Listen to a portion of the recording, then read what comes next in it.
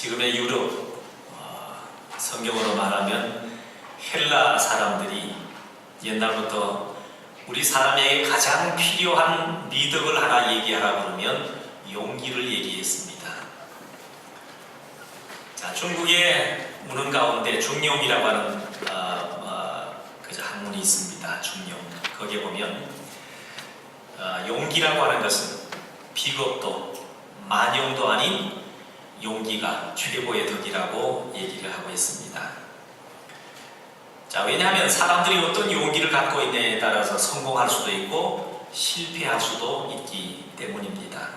그래서 우리가 하루하루 산다고 하는 것은 어떻게 보면 용기를 갖고 사는 것인지도 모릅니다. 여러분, 용기가 없으면 우리는 단 하루도 살아갈 수 없다는 것이 바로 우리 인간의 삶입니다. 우리가 이민 오는 것도 하나의 용기일 수 있지요. 자, 하루의 삶 가운데 무엇을 선택하는 것도 작은 용기일 수 있습니다. 이 예배에 참여하는 것도 용기가 없는 사람은 감히 이곳에 나오기가 어렵습니다.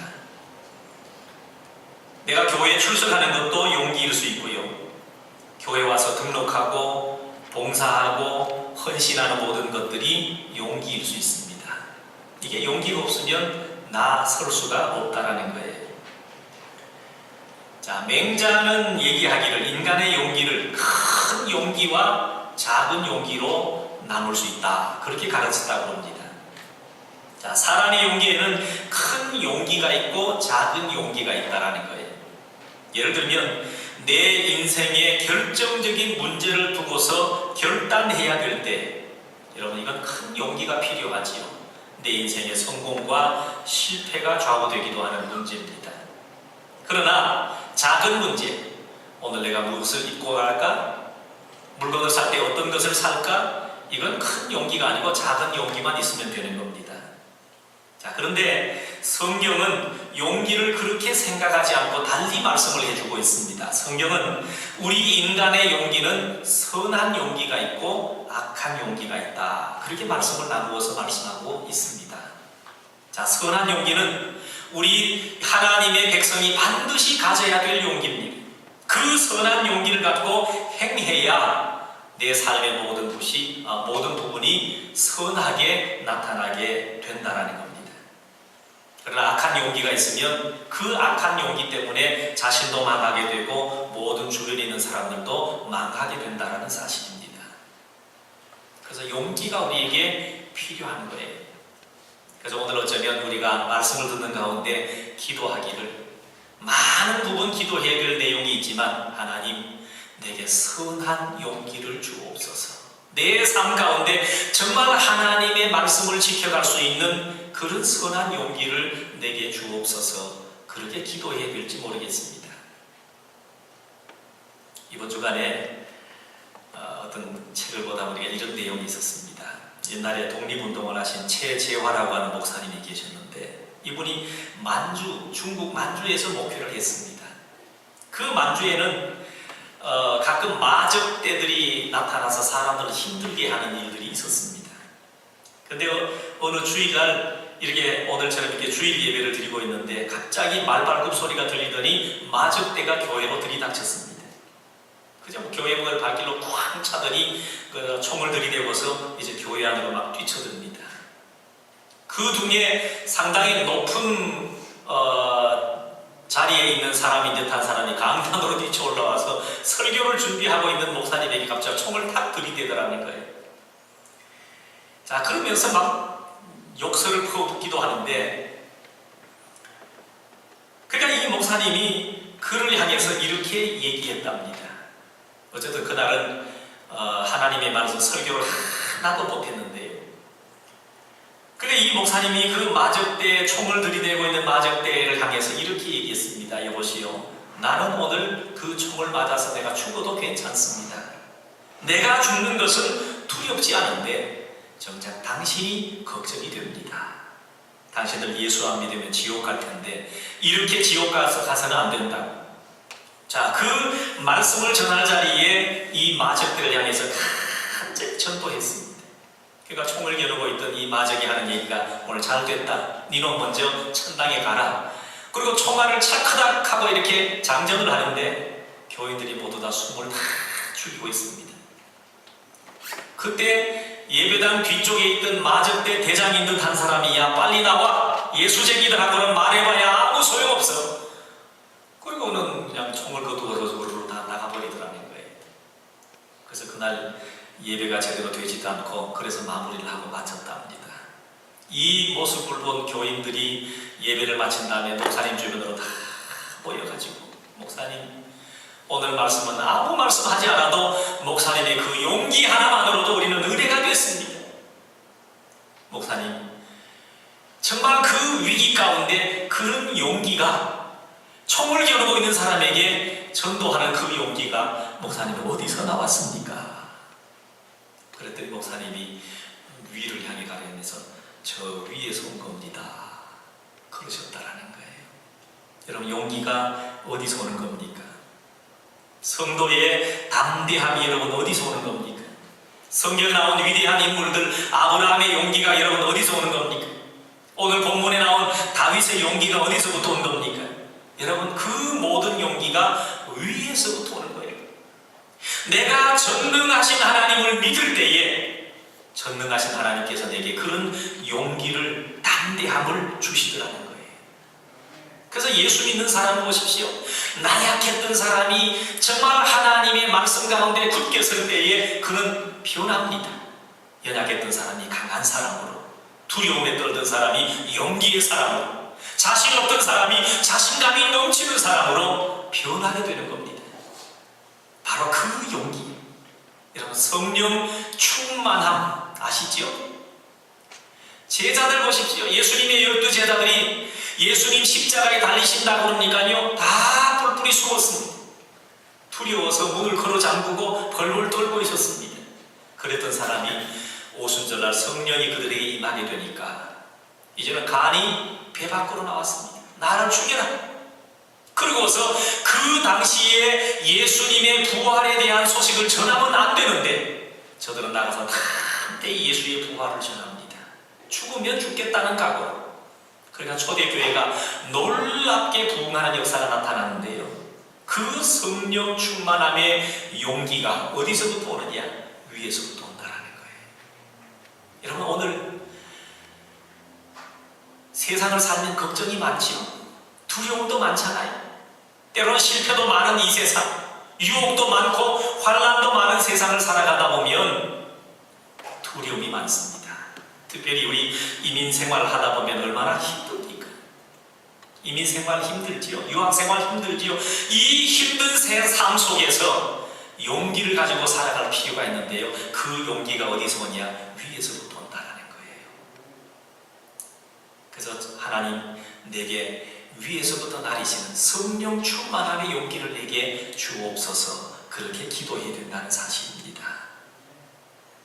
오늘 읽은 본문의 내용이 무엇입니까? 내용을 설명하자면 이렇습니다. 다윗이 사울 왕의 추격을 당하고 있습니다. 그저 수년 동안 사울의 추격을 당하고 있는데 이제 쫓기다 보니까 이제는 피할 곳이 없습니다. 여러분 너무 지쳐버린 거예요. 그래서 자기를 끝까지 따라온 부하 600명의 군사를 데리고서 도저히 이스라엘 나라 안에서는 머물고 있을 수가 없으니까 어디로 갔는가 하면요 이스라엘의 적대국이 되는 블레셋 땅으로 도망을 갔습니다. 블레셋. 자, 그 당시 블레셋의 왕은 아기스라고 하는 사람입니다. 그 아기스에게 말하기를 다윗은 우리 일행들이 이렇게 지금 도피 중에 있는데 우리가 다 달리 갈 데가 없다. 우리가 도피해서 살 수 있는 성읍 하나를 우리에게 좀 내어달라 요청을 했습니다. 그래서 다윗은 아기스로부터 시글락이라고 하는 성읍을 이렇게 받아서 거기에 600명 군사와 함께 살게 되었습니다. 자, 그런데 그럴 때에 지금 도피해가지고 겨우 안중에서 살고 있는 이 다윗에게 굉장히 난처한 일이 하나 생겼습니다.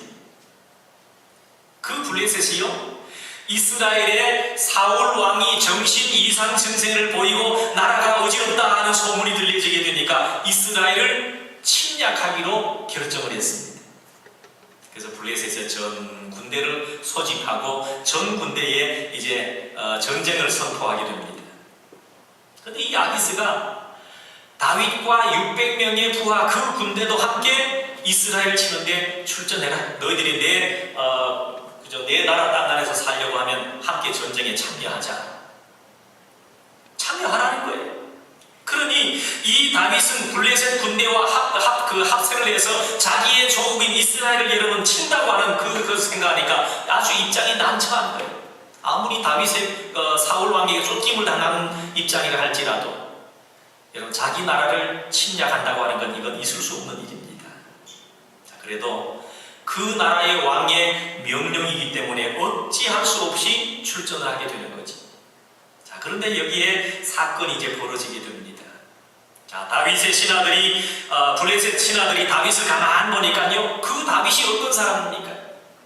자기 옛날 자기 나라의 전설 같은 장군 골리앗 장수를 죽인 사람이 바로 이 다윗이거든요.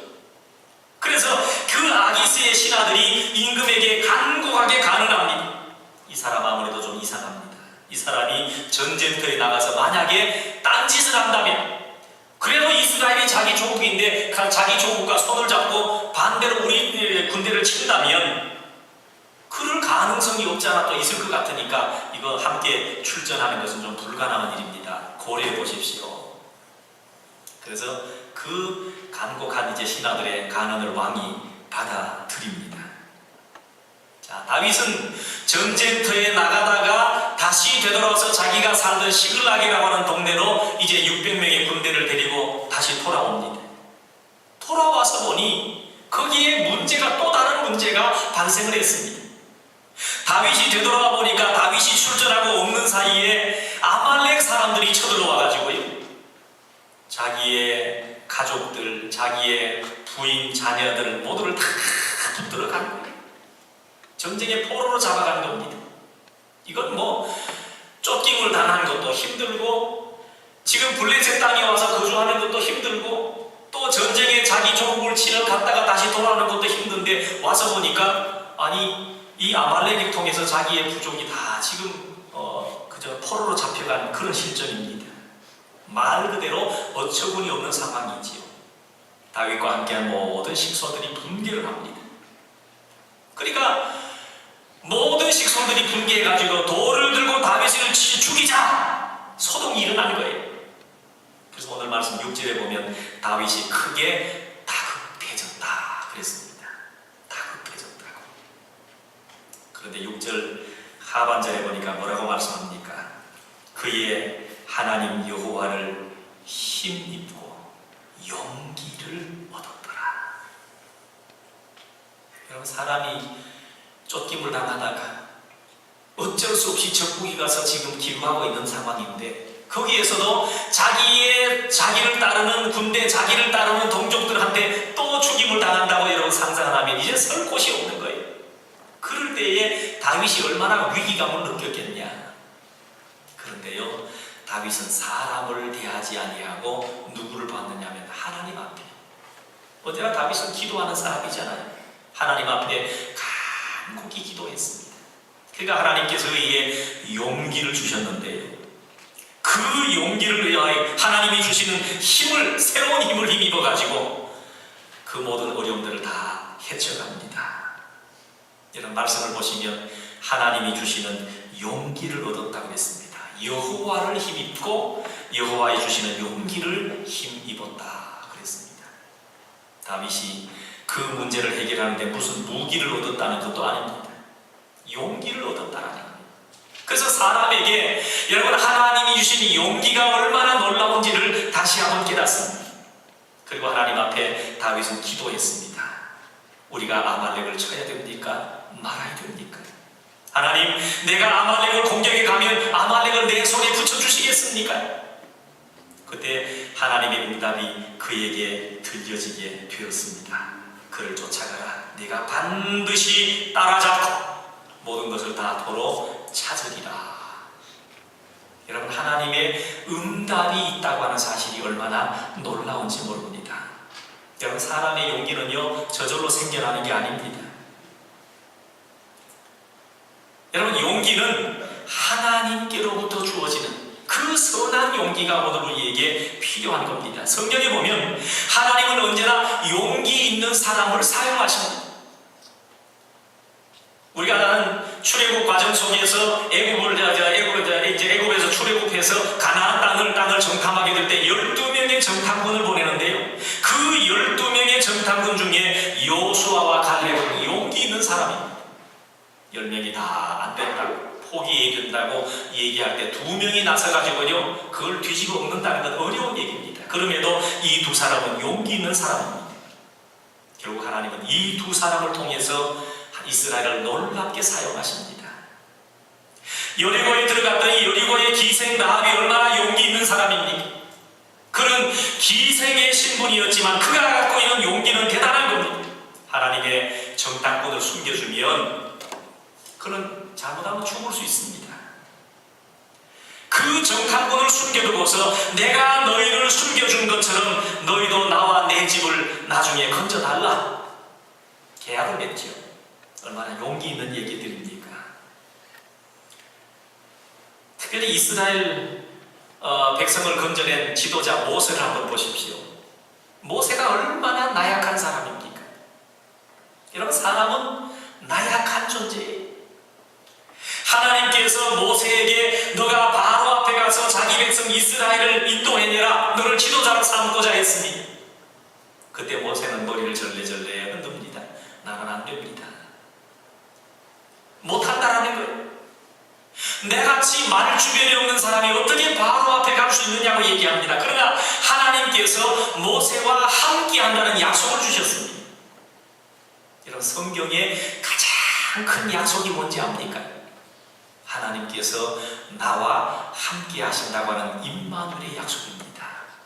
오늘 이 약속을 안고 사는 사람은 내 앞에 환경이 어떨지 상관할 필요 없습니다. 어떤 상황 속에서도 하나님이 나와 함께 하신다고 약속하셨기 때문에 그 약속을 믿고 나가는 자에게는 분명히 하나님은 새로운 용기를 주신다는 거예요.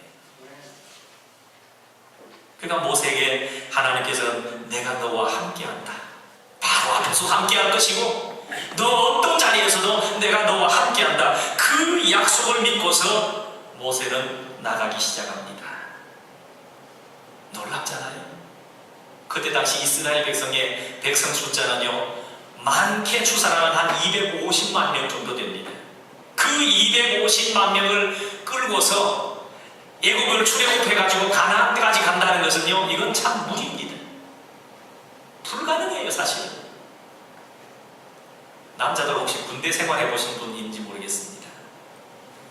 250만 명 잘 조직된 군대도요 250만 명이 애굽에서부터 가나안까지 이동하려고 그러면요 요즘 최첨단의 장비를 가지고 무전기를 앞뒤로 이렇게 해서 출발, 10분간 휴식 이러고 가도요 적군들이 도사리에 있고요, 먹을 것도 없고요, 의복도 신통찮고요, 마실 물도 없고요, 뭐 이런 상황 가운데 낮에는 뜨겁고 밤에는 춥고 이게 이동이 불가능한 얘기입니다.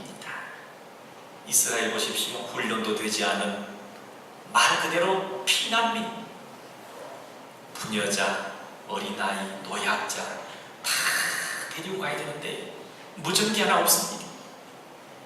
그저 있다고는 조직, 군대라고 조직한 거는 10부장, 50부장, 100부장, 1000부장 이런 제도 가지고요 명령해서 그런데 명령을 잘 듣습니까? 중간에 명령을 듣지 않고 불복종해가지고요 우리를 이곳에 죽이려고 하느냐, 돌 들고 모세를 죽이려고 달려드는 사람도 있고요. 이런 상황 가운데서 모세가 뭘 하는가 하면요 주변 환경을 보지 않습니다. 힘들고 어려울 때마다 하나님을 바라봅니다. 하나님, 이 일을 어떻게 해결합니까? 이 어려운 상황을 어떻게 해결합니까? 그때마다 하나님께서 모세에게 새로운 용기를 주시는데 그 용기를 안고서 출애굽 여러분 완성시켜 갑니다. 하나님이 주시는 용기. 그래서 오늘 6절 말씀에 나타난 여호와를 힘입고 그랬습니다. 여호와를 힘입고. 여러분, 세상을 내가 좀 든든하게 살아가려면 뭐가 필요합니까? 많은 사람들은 돈이 있어야 돼. 그래서 돈 버는데 정신없이 돈만 있으면 든든해집니까? 건강이 있어야 돼.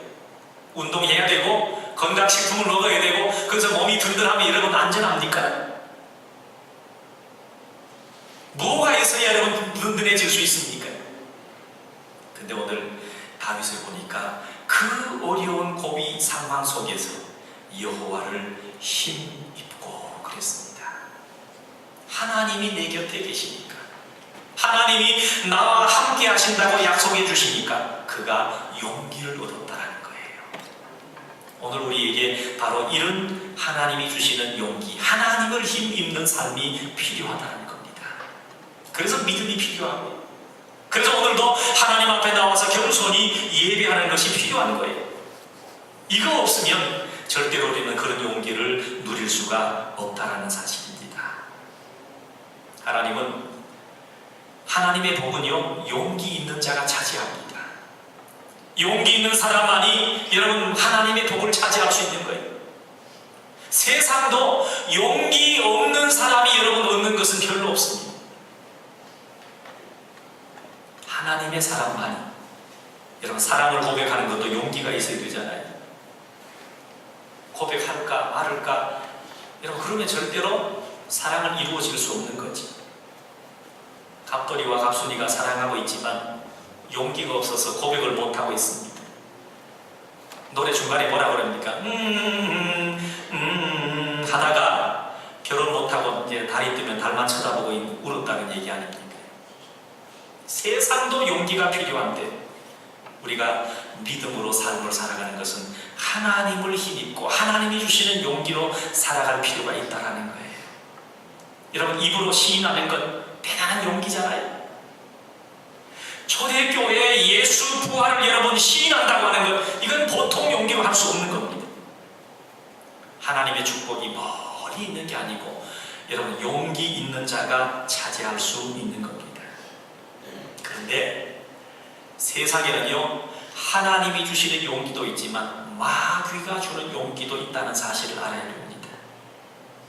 마귀, 도둑질, 강도, 살인, 싸움, 방탕함, 여러분 이런 것들도 용기 없이는 못하는 거죠. 용기 있는 사람만이 도둑질 할 수 있는 거잖아요. 용기도 없는 사람이 가슴이 두근두근, 그게 도둑질 못해요. 강도, 살인, 싸움, 여러분 이런 것도 용기 없는 자는 도저히 상상할 수 없는 겁니다. 그런데 이런 용기도 저절로 생기는 것이 아니라 용기에 근원이 있는 거죠. 그 근원이 바로 마귀입니다. 악한 마귀. 그래서 용기도 마귀가 주는 용기 때문에 이런 용기를 가진 사람을 당해낼 도리가 없는 거예요. 여러분 사울 왕을 보십시오. 그가 왕이 되기 전에는 부끄러우면 얼마나 부끄러움을 많이 타는 청년이었는지 모릅니다. 그러자 왕이 되니까 악신이 그 속에 들어가서 그를 조종합니다. 다윗과 원수 맺는 것, 여러분 악한 용기잖아요. 여러분 별것도 아닌데 마귀가 악한 용기를 주면 그것 때문에 오해하고요, 그것 때문에 너무도 쉽게 원수를 맺어갑니다. 그래서 악한 용기는 우리 인격을 다 파괴시키고 결국은 망하게 만드는 거지만, 그러나 원수 맺는 것을 푸는 것은 선한 용기입니다. 여러분 선한 용기가 힘이 있는 거예요. 서로 불편했던 관계에 손을 내밀 수 있는 것, 이름이 선한 용기입니다. 오늘 우리의 삶을 가만히 들여다보면 잘못된 용기가 너무 많습니다. 악한 정욕과 교만과 시기와 질투와 라이벌 의식과 여러분 거침없는 암으로 말을 여러분 쏟아붓습니다. 자, 이런 것들은 마귀가 주는 용기라는 거지요. 그런 용기를 가지고 계속 살게 되면 사람은 분명히 망해버릴 것입니다. 자, 모든 용기는 하나님께로부터 온다는 사실을 알아서 우리가 하나님 앞에 오늘도 믿음으로 나아가는 사실이 얼마나 귀한 일인지 모릅니다. 다윗은 시편의 거의 대부분을 이렇게 기록하게 됐는데요. 시편은 찬송이고 기도입니다. 그 그 시편을 바라보면 참 다윗의 삶을 여러분 조금 이해해 볼 수가 있습니다. 얼마나 아름다운 찬송인지요. 여호와는 나의 목자시니 내가 부족함이 없으리로다. 그가 나를 쉴 만한 물가로 인도하시고 푸른 초장으로 인도하시고. 여러분 그렇게 보면 정말 얼마나 평화로운 세상처럼 느껴집니까? 다윗이 그런 찬송으로 하나님 앞에 영광을 돌릴 때에 다윗이 평안한 데가 아니고요, 정말 가장 힘들고 어려운 순간에 하나님께서 주신 용기를 가지고 하나님 앞에 찬송을 드릴 수가 있었습니다. 생각해 보십시오. 다윗이 그 가장 힘들고 어려운 순간에 계속해서 내가 원수 갚으리라, 내가 그를 만나면 반드시 죽이리라, 그렇게 여러분 마음의 증오를 가지고 살았다면 그를 죽이기 전에 아마 자기가 먼저 죽었을 겁니다. 그런데 다윗은 늘 하나님과 교통하는 사람이었습니다. 하나님, 내가 하나님을 힘입을 수 있게 주옵소서. 하나님, 내게 하나님의 용기를 내게 주옵소서. 하나님 앞에 기도하고 찬송하고 나니까 다윗에게 새로운 용기가 생겼는데요, 그 악한 자기를 죽이려고 쫓아다니는 사울 왕을요 넉넉히 용서할 수 있었습니다. 그 많은 고비 가운데 다 견디고 참을 수 있었습니다. 그런 용기가 어디서 왔느냐? 하나님을 힘입는 믿음 안에서 왔다라는 사실입니다. 오늘 저와 여러분에게 이런 은혜가 있어서요, 내 앞에 놓여지는 삶이 어떻든 힘들고 어려운 일이 있다 할지라도 능히 이겨나갈 수 있는 하나님의 용기가 저와 여러분에게 넘치시기를 주님의 이름으로